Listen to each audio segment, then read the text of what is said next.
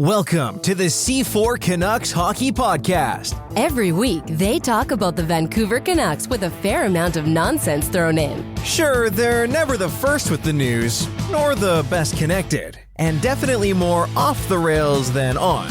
But they've been talking puck the longest, and that counts for something, right?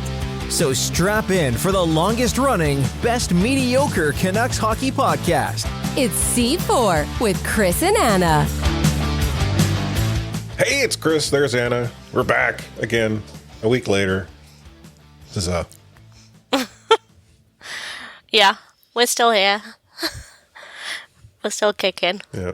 So are the Canucks. I mean, I was going to wait to rewind, but you and I were somewhat pessimistic on the team's performance this past week, and they've gotten more points than either you or I suggested they would.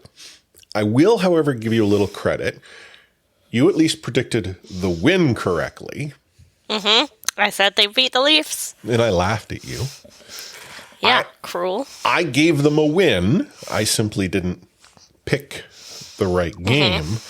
But the funny thing about this is that watching them play and they're getting points and you're like, Whiskey Tango Foxtrot. Like, it doesn't feel like don't feel like good points. Yeah, it's funny because it's like, well, they're called loser points for a reason. Well, yeah, right? Like, they felt more loser than, hey, way to get a point in a row. Yeah. Yeah, I mean, obviously the Montreal one especially, but, like, it did feel like Canucks gave up a point rather than gained one. Not as bad as the Seattle collapse, but, yeah. Didn't feel like good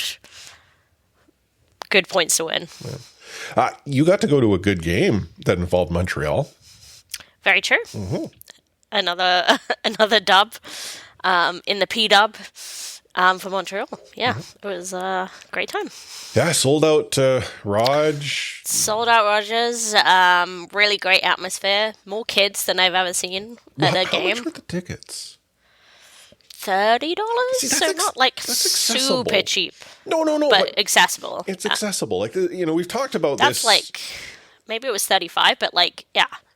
No. Like half the cheapest Rogers ticket, and still it's difficult to get that Rogers ticket. It has to be like a group ticket anyway. I've always wondered how the team will remain relevant in the sense of a family experience when it's just not. They're arguably not an accessible product. And I understand supply and demand and the fact that they're still selling tickets and making money.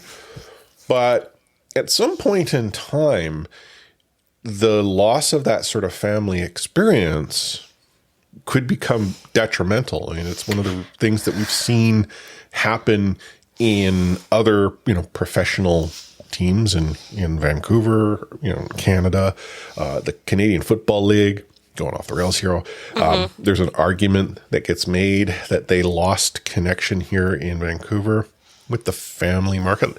That's changing. Ownership right now has decided, let's bring the kids back. And I find it tricky because I do want, I always want it to be accessible, like lower ticket prices. I don't necessarily I will say the atmosphere was great on Wednesday, and I really especially enjoyed there was a lot of hockey teams there, more than anything, more than the age bracket. It was that there was young players who were interested in the women's game. But what I think the WSL, the Women's Football League in the UK is struggling with is that balance between family friendly and more of a competitive atmosphere, if that makes sense. Yeah, because no, I think you can have a balance there too, but I don't necessarily love the pressure that female athletes have as role models and making everything super accessible and super nice. I want women's hockey to get to the point where it's absolutely okay to be I hate that player. I hate that player. Like, I just want it to be more, like, have that edge a little more. Yeah. When I sort of talk about accessibility, it's more about establishing the fan base, building that fan base out, but ensuring that the next fan has a chance to go. And the price point just needs to be there for, like, families, but also for, you know, working Canadians. Like, we're at a cost of living crisis that goes for kind of everyone, right? Yeah. I actually was going to talk about Canucks ticket prices as part of OTR. We're going to get into OTR for only those who support us on a monthly or annual basis at buymeacoffee.com, or as Anna and I like to call it, Buy Me a Pint. So if that's something that you're curious about, and there's a back catalog of Off the Rails episodes that you could listen to, support us and we'll give you more of Anna and Chris. Speaking of more of something, probably conversation on the Vancouver Canucks. And to that effect, let's talk about the week that was in Rewind. So the Vancouver Canucks got things underway on the road in La Belle Province, taking on the Montreal Canadiens. The game was on Amazon. Did you get to see the Amazon broadcast? So I saw 2/3 of it, or maybe just over that. Somewhere in the third, I went into a movie. Priorities. Yeah. Well, I got to see the Oscar noms. It was a good movie, by the way. Real pain. Can recommend. I did get to see the Prime broadcast. There were pros and cons, for sure. Pros, the diversity of voices, like just having different voices on the intermission. I'm sick of the same, like, it's rotation of, like, 6 white guys that used to play hockey, like, 30 years ago. Like, I'm a bit over that on Sportsnet. Hockey Night in Canada also. Like, it was really good to see different perspectives on the game. One thing I will say is that the viewing experience on mobile does not translate very well with Prime. Okay. Whereas Sportsnet, which, like, even just watching it on, like, your browser is really easy to do on your phone and really easy to, like, minimize and switch between apps and stuff. So yeah, that was the part I liked slightly less. But yeah, there was a lot to like about it. I like that they're trying to be slightly different. Okay. Yeah, I am a fan of the broadcast experience, with the caveat I'm watching it on my 4K TV here at home. And that I can't compare it to a mobile experience or what it might be like for someone who would be watching it through web, if that were the case. And I mean, we talked a little bit about it in the last episode. I kind of like the whole, like, focus on the game, the camera angles of the pregame, stuff like that. Like, for me, I just enjoy that. I do like the diversity of voices. I like the fact that they are present in the building that they're broadcasting from. Like, that was the way it used to be. And I loved it. Like, back in the day, if you were a Vancouver Canucks fan, you could watch the Canucks on BC TV, which would be, I think today is Global Vancouver, but the broadcast happened in the barn. It was local voices. And then when it was on other networks, because it was a very competitive local landscape, these experiences were embracing the locality. Now it's all national. Like, even when we go and watch the Vancouver Canucks, game, we get our local broadcast voices, and they throw it to Toronto. Yeah, I agree with that. One thing that I think isn't quite there yet, but will come, is that I do think they, because it's like a broadcast team who's not necessarily directing games every couple days, like, the replays aren't quite there yet. Like, in terms of really being like, sometimes it would just replay this thing, and then clearly the commentators were expecting another replay because they're throwing back to an unimportant replay, comparatively. So I do think that will catch up a little bit. But it's funny that, like, I think if I'm watching it at home, I think there's enough to like about it to enjoy the difference. Yeah. And then, the common complaint that I saw on social media, people like, oh my God, why do I have to, have Prime, I or Sportsnet and all that? Well, Yeah, it does. It does suck, but like, I mean, welcome to like being a football supporter in the UK. You need like 3 different services to watch Premier League games. Being a football supporter in the United States, Right. even worse. So, and football both ways. Yeah, football both ways. Whereas here, like, obviously the Premier League rights is all the Premier League rights, I believe, are. So yeah, Premier League is on Fubo, and FA is terrestrial, and I think DAZN. Right. It's pretty easy to get terrestrial games, especially like with a VPN, right? Like, it's much easier to get the terrestrial games than the other ones, just saying. Yar. So the Vancouver Canucks took on the Canadiens, and I would argue that the Vancouver Canucks played smart hockey, albeit with stellar goaltending in spurts. Hate the word spurts. But yes, I do think Sam Montembeault had a good game, and I feel like Montembeault's been up and down for the last couple of years, but when he's good, he's really good. Obviously, Canucks started off like giving up the opening goal within a minute 7, so like that's like very Canucks. Yeah. I mean, that's, to be honest, what the record is when they give up that early goal isn't as actually bad as it probably should be. It's when the Vancouver Canucks get that first goal, you should worry. Yeah, that's true. It's like season. They always give, but yeah, I'm not gonna repeat the joke I saw on social media. But JT Miller had a good game on January 6th, and so did his line mate Jonathan Lekkerimäki. Like, seems like he hasn't missed a beat coming back up to the NHL. Well, that Lekkerimäki goal. I mean, that was a nice shot. That was a shot that you would like to see him take more often. And dare I say that the pass, like the outlet pass from Miller to get that going, it was like almost Sedinary. I'm sure he saw, Lekkerimäki sort of skating up towards the zone, but the way JT sort of does like the no-look backhanded outlet pass, there was chemistry. I mean, yeah, I can't knock JT's play in this game. I do have some issues still with his sort of whistle to whistle effort, but this is the JT Miller that gives Fs and can ultimately dominate a game. I mean, the Vancouver Canucks, go up 3-1.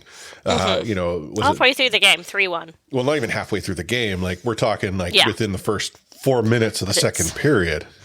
When JT Miller and then, Lekkerimäki score those goals within seconds, it's like, it felt like the floodgates were opening. The Vancouver Canucks had found their mojo that they had misplaced.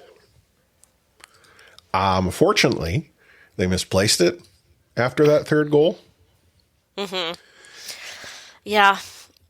And, I mean, I will say, like, Lane Hudson seems to be the real deal and, like, maybe sneaking up on that Calder race, on that 2-horse Calder race. Maybe it's a 3-horse race at last.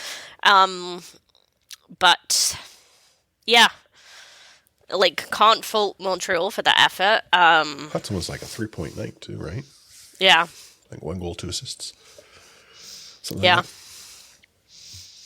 So, and like you said, Sam Montembeault had a good game, but you just, like, if you were leading with, like, half the game to go, you, like, by 2 goals, you just need to see a closeout from there, and Canucks seem incapable of doing that. Yeah.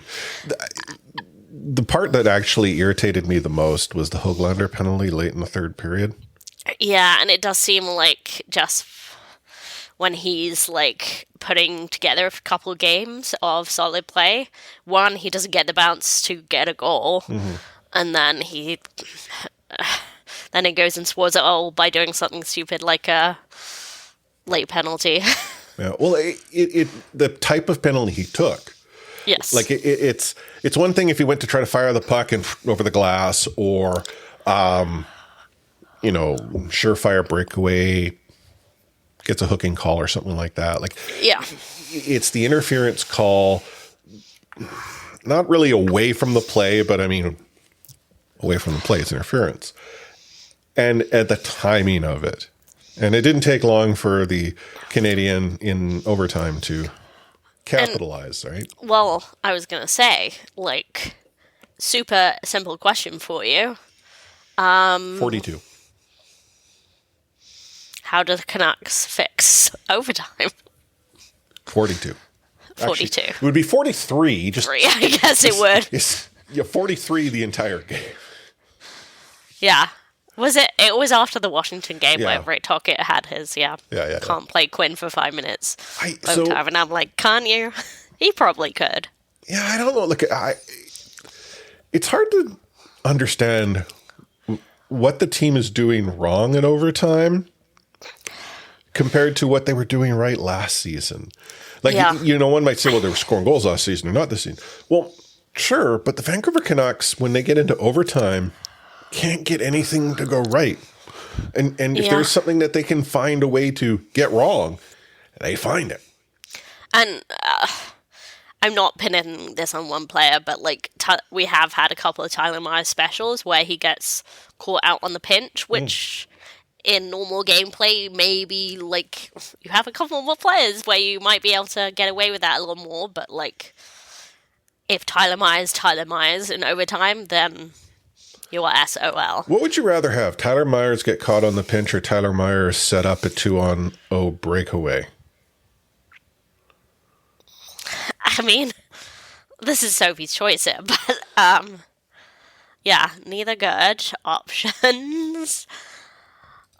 It's weird because I do think generally, like, Tyler Myers has been solid overall with Quinn Hughes, and we hope that can continue, but yeah, overtime certainly exposes Tyler Myers' weaknesses. Yeah. Regardless, the Vancouver Canucks lose in overtime, having given up a 3-1 lead, lose the game 5-4. They got a loser point. And it's hard to argue with points on the road. Doesn't matter how you get them, you get them. So that takes them into Washington. And, we talked a little bit about where Washington is in the standings. They are an older team, but arguably, playing well. And the Vancouver Canucks probably had one of their best periods in a long time against Washington, but didn't have an answer for PLD. PLD was just driving them bat-shiznit insane. I mean, literally from moment one, right? Like, he was the one that started targeting Quinn Hughes, who, like, clearly not 100% coming back into this game. And then, he was the one to be able to capitalize both in the first period and in overtime. So, I mean, he's bounced back. Pierre Dubois is having himself a bounce back season. Yeah. The thing that I found disturbing is that Dubois was so successful at getting under the Canucks' skin that it empowered Wilson to do it as well. And the Canucks responded. Like, it felt to me that Tom Wilson doesn't need much encouragement. No, but you know what Tom Wilson's game is, right? Yes. He ultimately, gets you off of your game plan, and having both PLD and Wilson doing what they were doing, and I'm not asking for the Vancouver Canucks to respond, though one might argue Jolson kind of did at the end of the game with Wilson. If anything, Jolson getting the unsportsmanlike conduct with Wilson just helped keep Wilson off the ice in overtime. Again, not that it mattered, but the Vancouver Canucks spent far too much time worrying about those two players. Mm-hmm. And it disrupted the flow significantly. Now, I don't exactly understand how they figured out to play hockey in the second period like they did. They got something like 20 some odd shots. They got more shots in the second period than they've got in many games in total. They got one goal. Power play marker by Garland late in the period. Mm-hmm. But again, the Vancouver Canucks go into the third period having had all of this momentum, and gosh, I want to say I don't know if they took their foot off the gas or they just, fell back into bad habits. But they did not look like a team that was looking to win. They were looking like a team that was wanting to get out of Washington with a point. Yeah, I mean, like, the short counter is such a, basic measure of the game, but, it is literally ridiculous. 3-21 and 6 for Vancouver across the 3 periods. Clearly something happened, whether they got exhausted or they realized their limitations. Well, Washington only got 2 shots. Defensively, the Vancouver Canucks did well. But the problem is when you're trying to play a game to take a point out of the stadium, you're not playing to take 2. Yeah. Washington was present. Yeah, I mean, I don't want to, necessarily just highlight one moment for lack of nous or something, because they did have a really good second period, like you said, but, that first period where they couldn't get Quinn Hughes out of the box, and literally every single person on Twitter was saying, why didn't they ice the puck? Why didn't they, force a stoppage in some way? And then Rick Tucker was asked about it afterwards, and he didn't even seem to understand what they were saying. So yeah, okay. I found that weird. So the icing the puck part, you get the stoppage, doors open, Quinn goes to the bench. You still can't get Quinn on the ice, but you're obviously much closer to get him on the ice from the bench. Can get him in the on, box. yes.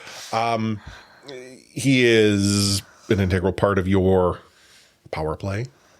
One might think. Very important piece that you try to find a way to get involved. But I will also concede that Washington probably knows this too, and I can't imagine they would have wanted to have stopped play or frozen the puck themselves. It's not as easy as forcing a shot.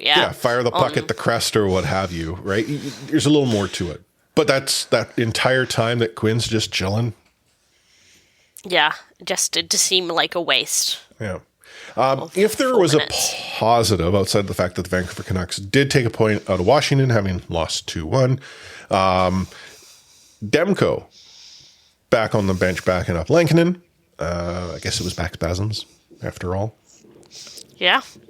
I mean, color are shocked. Yeah. So, not all is bad in the world of the Vancouver Canucks. But that 2-1 loss to Washington kind of hurt more than the 5-4 loss to the Canadian in my mind. And it was based on the play of the third period primarily, but just how the Vancouver Canucks made so many of their own mistakes. Their game team in front of them. Yeah. The team they're playing. Yeah, I can see that. I don't know. It seems like such a weird thing to rank because of me trying to decide which one loss was more frustrating, because I guess why I was thinking the Habs is just because it was another it was a collapse. 2-goal plus collapse, right? That sucks. It's just, I mean, they both suck. Yeah, but yes, Montreal did a better job of winning the game than Washington did. Yeah, I'm just trying to put lipstick on a pig and make it look better than the other one.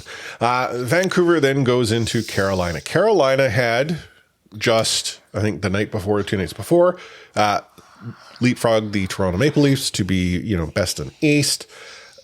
Carolina, good team. And Demko got the start.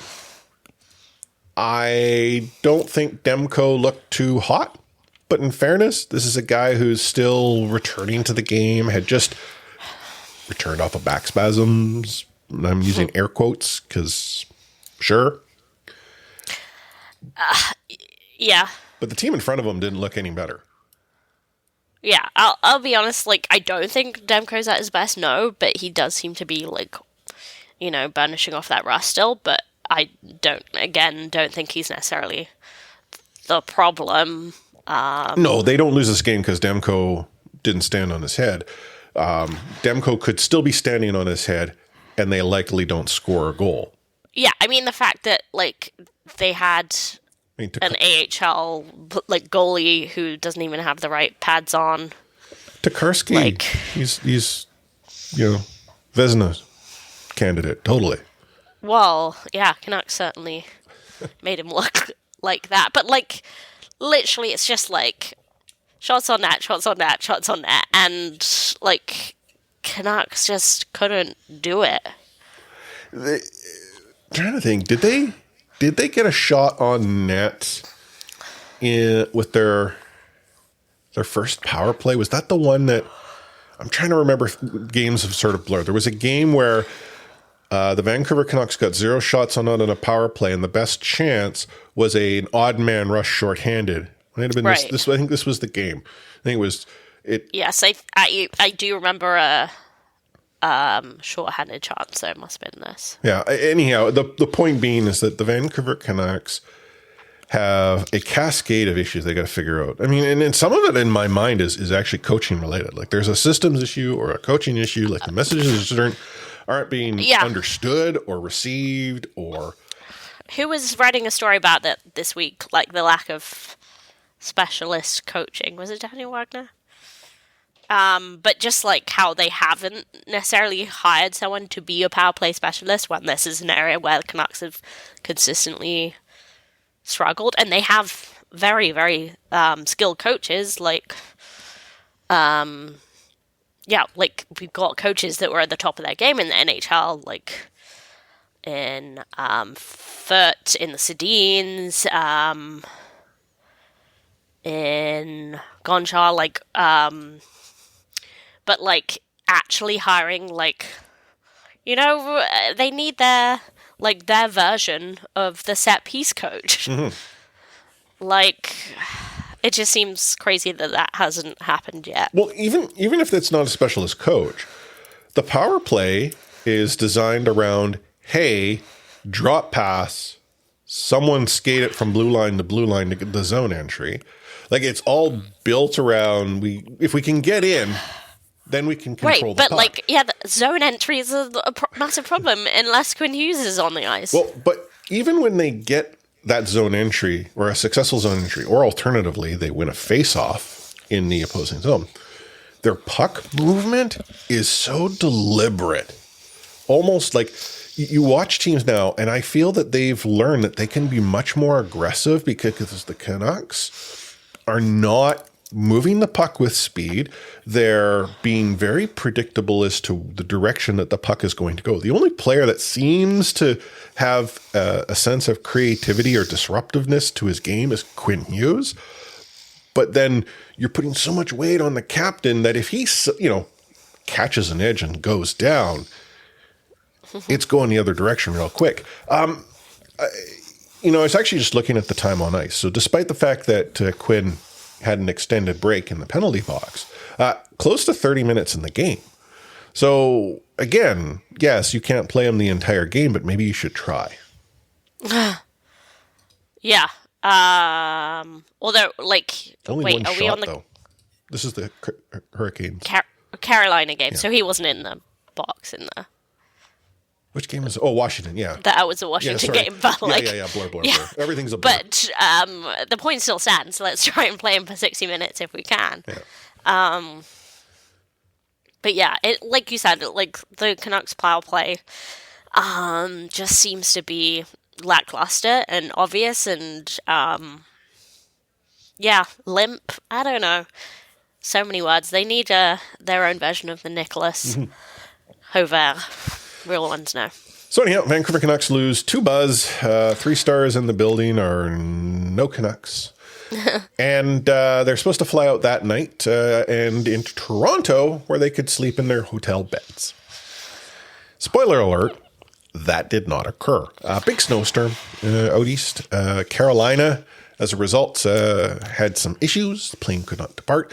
The Vancouver Canucks did not leave Carolina until Sunday morning, making the trip to Toronto. Now, thankfully, it's not a significantly huge distance. Still, it's a trip. It's disrupting, Yes. a sport where everything is about, routine. Marginal gains and yes. Totally. And when I had heard that the Vancouver Canucks were still in Carolina Saturday morning, I had immediately decided, well, they're going to lose tonight on Hockey Night in Canada. Cool. Yeah. I would argue one of the best games we've seen the Vancouver Canucks play in a long time. Yes. And I will say it's not like Toronto put up their best effort in response. No. Don't take anything away from this, Anna. The Vancouver Canucks played. I mean, they played with a chip on their shoulder, like it's, that team that no one's given us a shot. We got nothing to lose. Just, give it our all. Okay, fair. I will concede Toronto didn't play that stellar. I mean, their fans were booing. 6 minutes left in the third. And that's not because, Toronto fans are notoriously, But they are.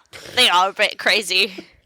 But they also deserve to be booed. Yeah, it felt like Toronto was playing the way Vancouver has recently. But again, the Vancouver Canucks podcast, team played really well. It also helps that you go and you get your first goal and your first shot 31 seconds into the game from Brock Besser, who we haven't really talked a whole lot about, this season. I'm really worried his unrestricted free agency is going to become a problem. Yes. But we'll get to there. That's a later problem. And as in later in the podcast problem. Yeah. But and it does help that Pedersen, who came back earlier in the week and seemed to be doing well in spite of factors being his teammates. So I don't know if you saw this, but Drance had reported that when Pedersen was returning to the bench this game, the bench started chanting Selke. Selke, yeah. Quinn Hughes said that in the postgame, so that was cool. Like he had his best two-way game. Like he showed the defensive forward that he can be. It's just which we've kind of known him to be previously, where he can, he is just so good defensively, but because he's so good overall. Mm-hmm. But the intelligence that he played with in the game against Toronto was, pretty cool. And I mentioned in the C4 Discord, I would rather see him have more of an offensive side to his game in the current state. It's not to suggest he doesn't have it. It's there somewhere. But yes, with the Canucks struggling to score goals, we need that offensive side to come back. But it's allowed me to see the defensive side of the game that I've known he sort of had. Like he's a trustworthy player on the ice. But I kind of wonder if this is a player that is much more well-rounded and capable of doing so much more on the ice if given the opportunity to do so. Like I remember the Sedins for a spell to show hey, we're committed to this team. We're going to play on all aspects of the game. They could kill penalties. They were on the quarterbacks on the power play. Blocking shots at the behest of John Tortorella. Yeah. But the point being is I think Petey's got that. And I wonder if Tocchet would allow for him to be more involved. Like he seems to me to be the type of guy that has always elevated himself the more ice that he gets. He asked to be on the penalty kill. That was under Bruce, right? When Bruce, he asked to be on the penalty kill. So he clearly has that passion and that drive to get better on the defensive side. But I think his offensive prowess has kind of outshone his defensive capabilities. Which is why, back to my point, is that sort of period that we're in right now where we're not seeing the offensive production, the defensive side of his game is so strong. He's drawing penalties. There's so much about it. And anyone who goes and harps on him, you're not doing what your contract is paying you. Well, let's be honest. Many players on the Vancouver Canucks roster right now. Yes, but honestly, if you were showing up and contributing to the team winning, though not on the score sheet, that's fine by me, living up to his contract. But and I am a PD stan, but PD gives his all shift after shift. 100%. I can't say the same for JT. When is it that you've seen JT starting to lay out in front of shots? And there's more moments of JT just coasting or making boneheaded decisions defensively. That doesn't occur with Petey. Petey is responsible. And, like, we literally are, like, less than a week away from the game where, like, JT was, like, showing up, right? Like, against Montreal. So, we know that JT's still capable.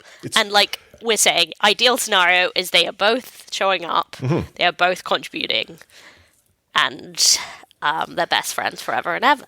I think what I'm saying, PD always shows up. PD doesn't always produce. JT doesn't always produce. JT doesn't always show up. Yeah.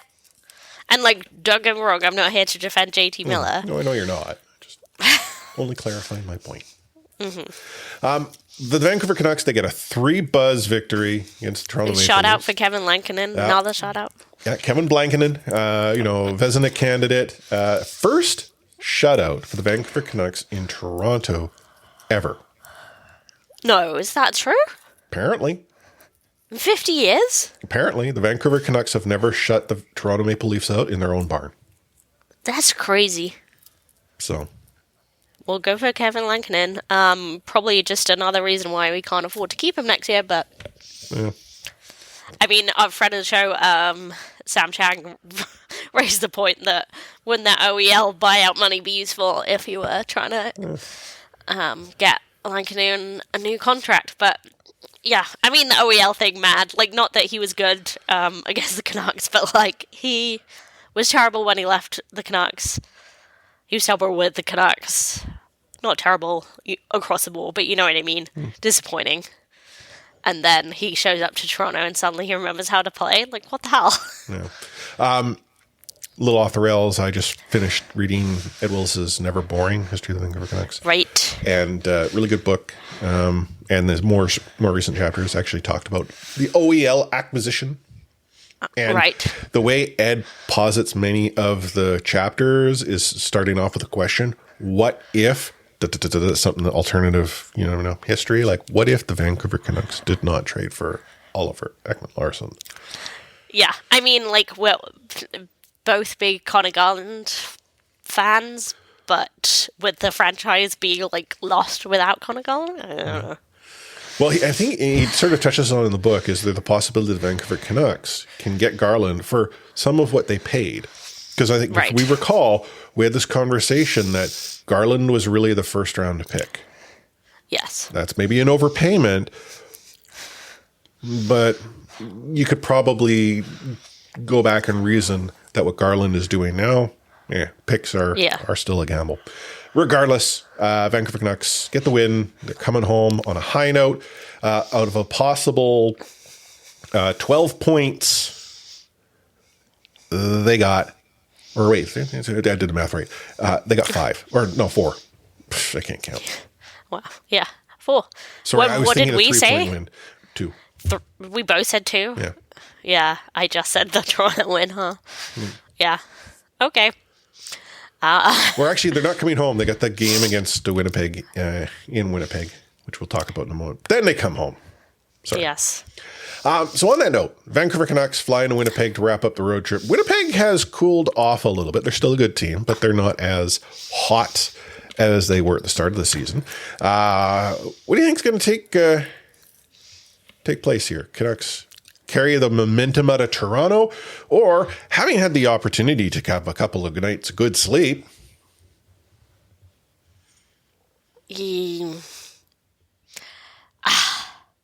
I still think Jets win. Oh, you're a hater. Yeah, like... I can't believe you're, choosing the much stronger team who in the last 10 is 6-2-2 over the team in the last 10 that's 3-3-4.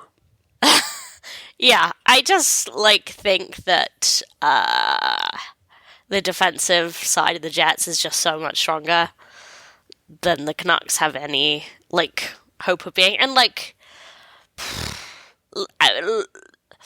even in the shutout against the Leafs, you're looking at Brisebois coming in, who was decent and had some good zone exits, I would say. But they until Corona comes back, they have a very unsettled blue line, and yeah, I don't think we really know what's going to happen night in, night out with that. Yeah, and just so our Right. listeners know, I don't think the Vancouver Canucks get a win in Winnipeg either. Like, I'm sorry. Yeah. It's as much as I would love to say, oh, they figured things out in Toronto. I need to see 2 games like that before I buy into that theory. They then come home to the Los Angeles Kings, who are themselves going through adversity, not so much in regards to their team, but with what's going on within the city and surrounding area within Los Angeles. It is just unbelievable.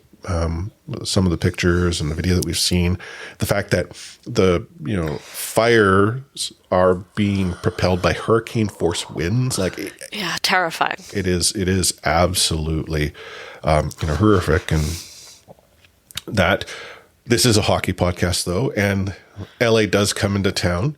Vancouver gets to potentially face a presuming they can hold on to their playoff spot, a possible matchup. Yeah. What do you think's happening? I think Canucks win at home. Yeah.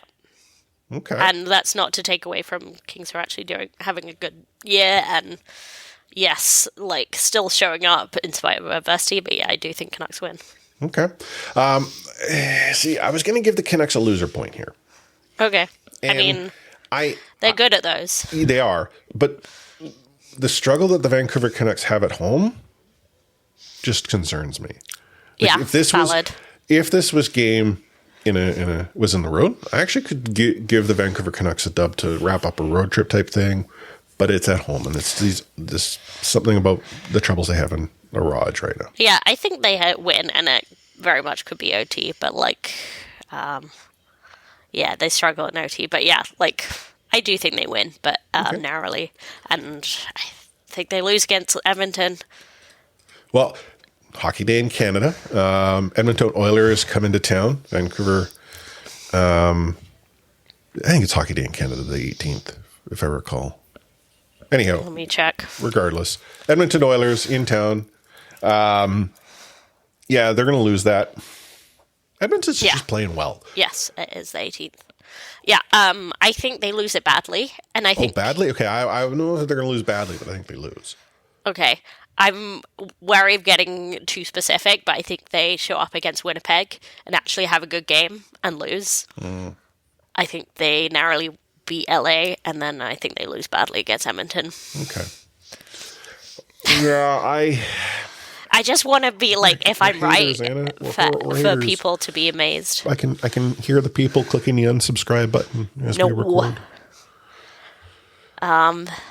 Like, yeah, Edmonton Oilers is still good, I'm afraid. Connor McDavid is still the best player in the world. This has not changed. But does Connor McDavid have a better burger creation at McDonald's than... Okay. Have you not seen the commercials? I think I have. I saw it on mute the other day. McDavid and Matthews.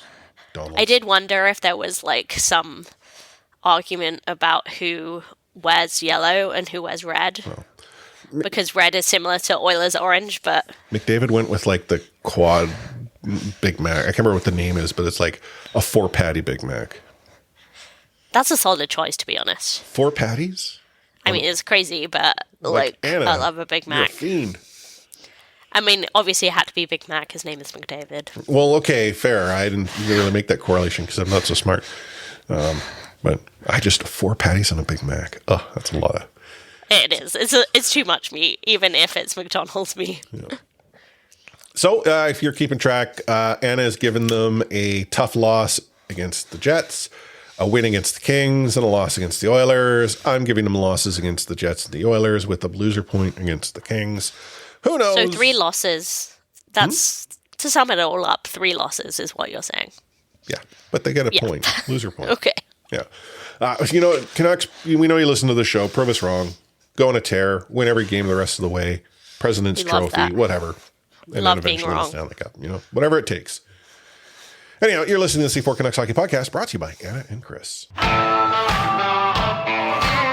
Take hitting out of the game. You can't hit anymore, so don't do it. The unsportsmanlike conduct, I want to get an explanation on that. No kidding. Because how do you get suspended for unsportsmanlike conduct? Plus interference. There's no interference there. He had the puck. Now, Madison never ever did that before.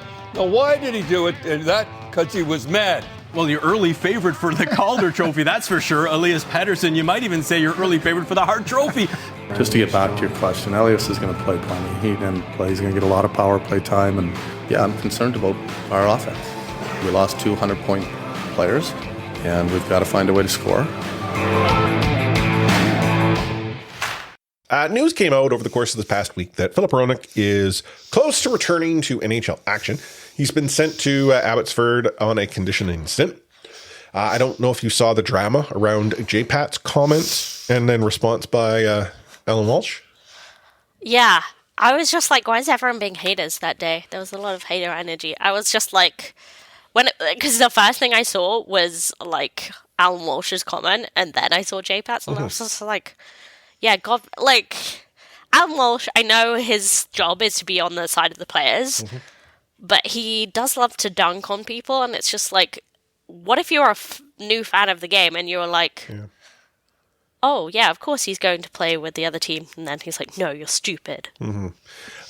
So for our listeners who might not be aware of sort of what went on, now it's when it comes out that Filip Hronek is going to be assigned to Abbotsford on a conditioning stint. So historically, when teams were to assign their NHL caliber players to the farm team, on what was called a conditioning stint, the idea was that they were going to practice with that junior club and potentially actually get game action. The idea was to get them back into NHL shape. The game action is much less a thing in the modern era.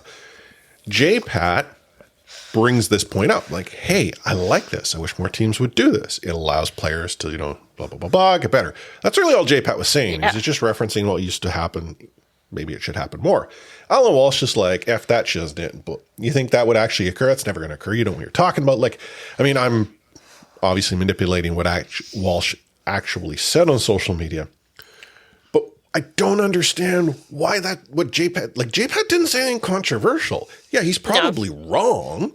Yeah. Because I could have told you this. I don't think there's any way the Vancouver Canucks would have Hronek play in an AHL game for a variety of reasons.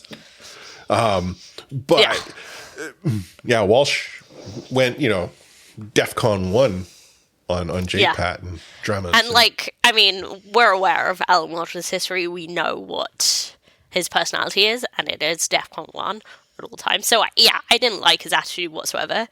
There's much nicer ways you can say that. Just being like, like FYI, he's probably not playing.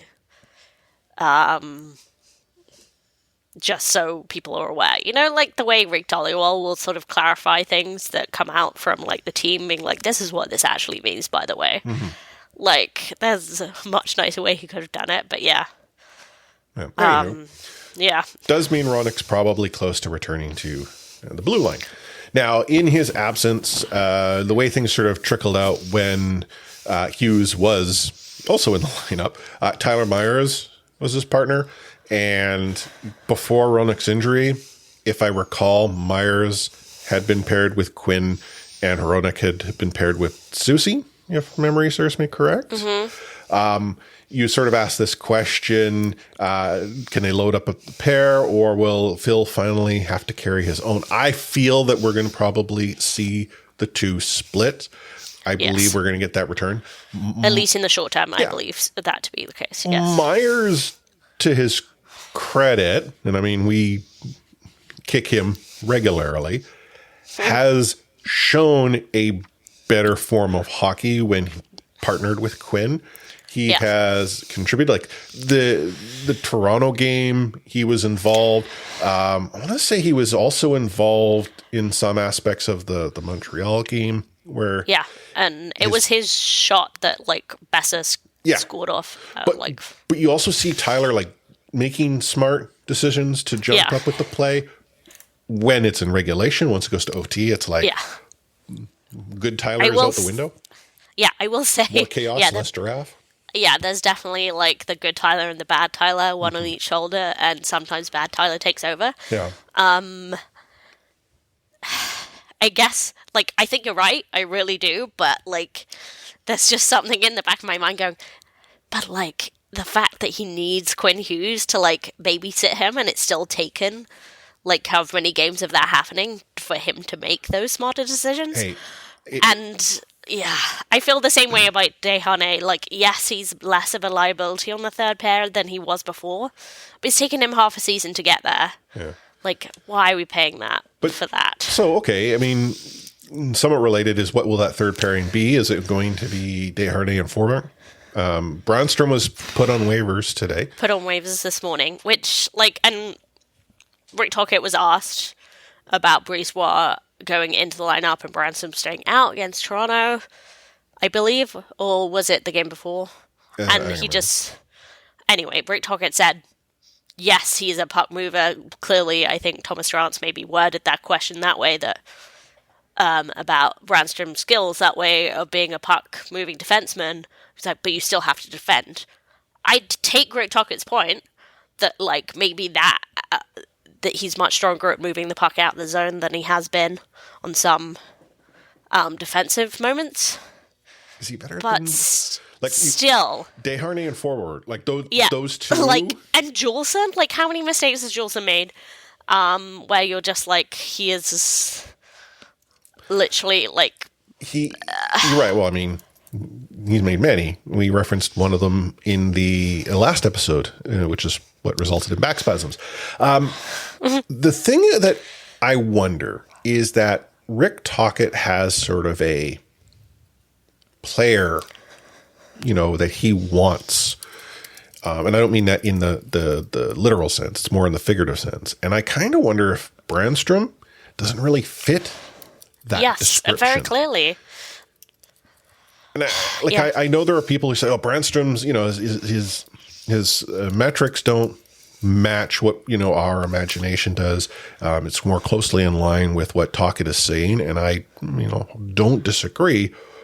But how can you then, in the next breath, say Forbort and Desharnais are providing you better? Now, the other piece of this sort of entire, puzzle is that when having Brandstrom go down, is that based on more fluidity as to how they can manage the cap and all that jazz? Like, this is 5D chess. And if that's the case, because this is something that we're not used to in Vancouver with the last regime, they were barely playing a game of checkers. Yes. But there is all this thing with, like, sidedness, handedness. Yeah. You know what I mean? Left and right. Like, they literally played someone out of position rather than play Eric Brandstrom. So it's not just a case of looking at Derek Forbort and Eric Brandstrom, even though I would still think that there's an obvious answer to that. Would you be upset if I think Brandstrom you're looking gets holistically. Yeah. I mean, I think obviously Lankinen is the big piece on in terms of off-season work where, that happened late in the day, and Canucks has been kind of praised for securing that contract, but people have been saying that about Eric Brandstrom too. Mm-hmm. Granted, I think less so in the last few games he played, maybe 5 or so games he played, but I think overall Eric Brandstrom has been a positive addition, and that he still could learn to be that defensively responsible player that Rick Tocchet wants him to be. Yeah, while still contributing. What do you think? I don't know if I'd be upset,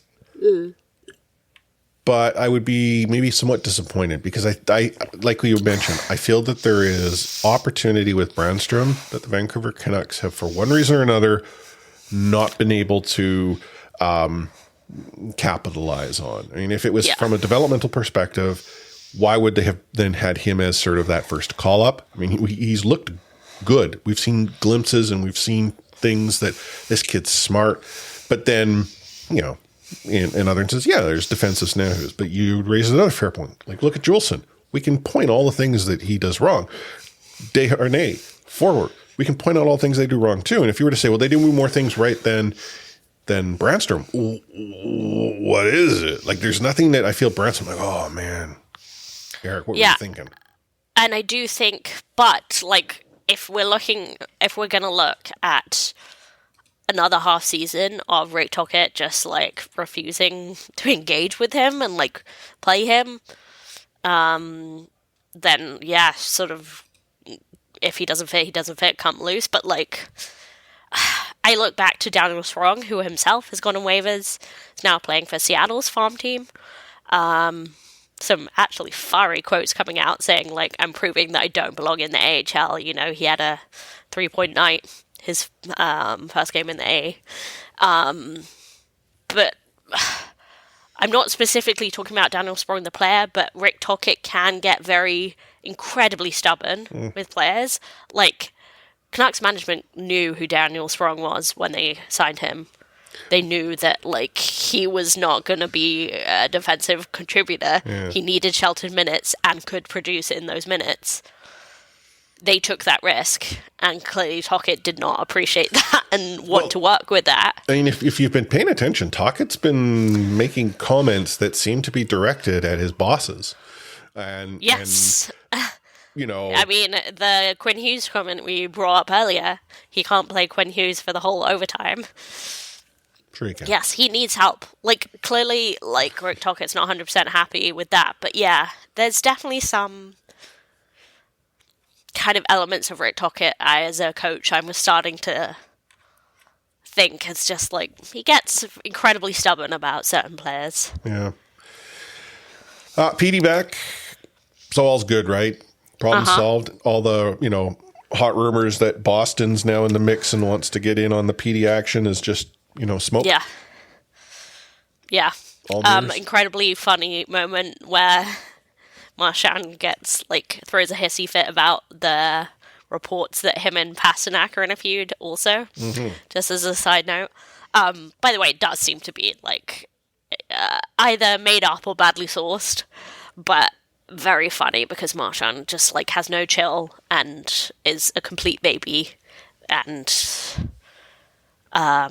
yes, cannot behave, like, in any way, just, like, classy manner, not just say, no, that's wrong, completely wrong, shut it down. He has to throw a strop about it. Anyway, I do think more and more the, like, insider rumors we're hearing seems to be, you know, like, from nothing being a possibility. You know, we talked about the three options. Neither of them going anywhere a possibility to being far more likely than not, and now, like, the likeliest scenario. Even I'm not saying they figured it out.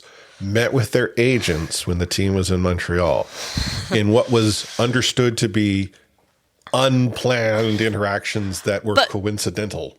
Like, whatever the scenario is, wouldn't you, in that scenario, like, if you were in either of their situation, if there's any uncertainty whatsoever, you talk with your agent, you say, like, look, I don't want to go anywhere, but if I have to go somewhere, like, let's talk about the strategy.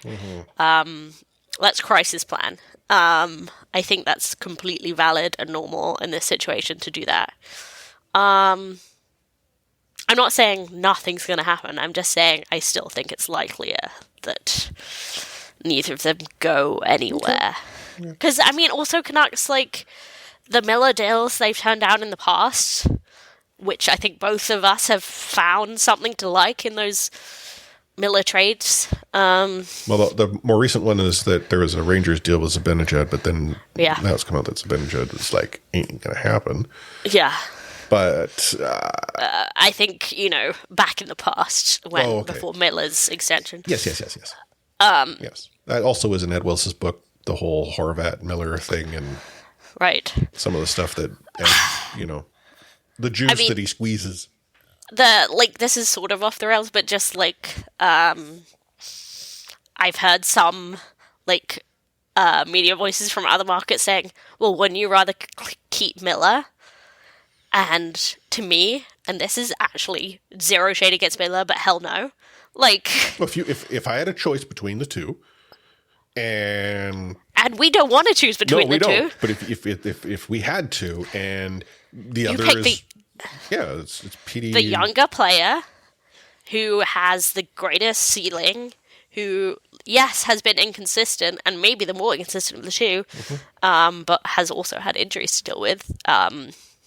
Which doesn't wholly excuse, but, you know, partly explains.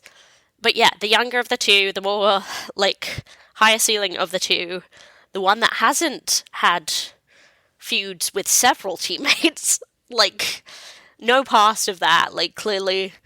this is his first rodeo that we know of. I was going to say, we don't know of several feuds. Petey may have had feuds, but they were certainly quieter feuds if they were. But we also can. Miller's had public feuds sure. I was with more than one player. We can accept that Petey is a unique dude. Yeah, true.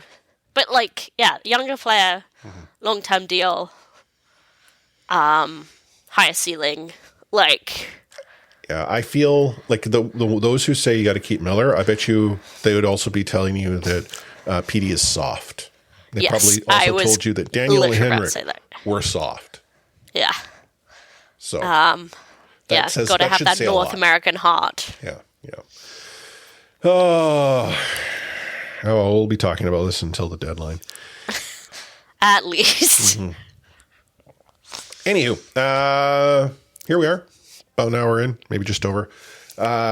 Teams losing. Teams not doing so well. Okay, I mean, they're not. They got points out of 3 Stop being so negative. They just shot out Toronto. You know, I know I'm a fair weather fan jumping on and off the bandwagon. But the thing about me, if you think, oh, you're so negative, why do you support the Canucks?